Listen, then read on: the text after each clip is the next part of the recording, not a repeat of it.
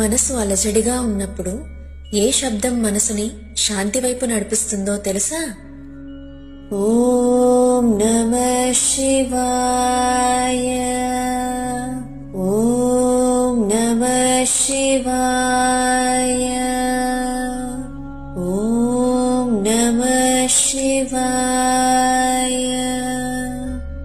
5 అక్షరాలు, పంచభూతాలు, ప్రపంచాన్ని నడిపించే శివతత్వం ఈ మంత్రం.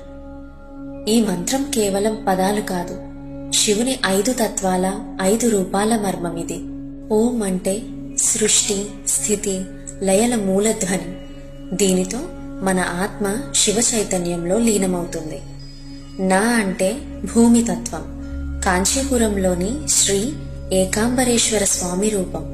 ఇది స్థిరత, సహనం, అహంకార నిర్మూలనను సూచిస్తుంది. మా అంటే జలతత్వం, తిరువనైకావల్లోని జాంబుకేశ్వర స్వామి రూపం. ఇది మన మాయ, మనసు, ప్రవాహాన్ని పవిత్రం చేస్తుంది. షి అంటే అగ్నితత్వం, తిరువన్నామలైలోని శ్రీ అరుణాచలేశ్వర స్వామికి సంబంధించినది. ఇది మనలోని చీకట్లను దహనం చేసి జ్ఞానజ్యోతి వెలిగిస్తుంది. వా అంటే వాయుతత్వం, ఇది ఆంధ్రప్రదేశంలోని శ్రీకాళహస్తీశ్వర స్వామి ఆలయానికి సంబంధించినది. ఇది మనలో జీవశక్తి ప్రవాహాన్ని పెంచుతుంది. యా అంటే ఆకాశతత్వం, చిదంబరంలోని నటరాజస్వామి రూపం. ఇది మన ఆత్మను శివుని చైతన్యంతో ఏకమవ్వే స్థితికి తీసుకెళ్తుంది. ఈ మంత్ర జపానికి ప్రత్యేకమైన సమయం అవసరం లేదు.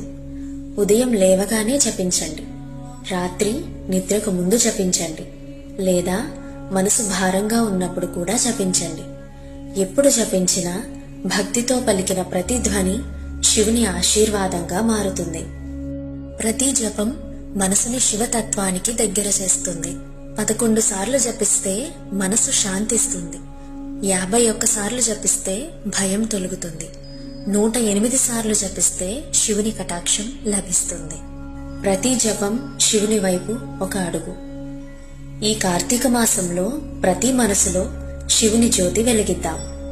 ఓం నమః శివాయ.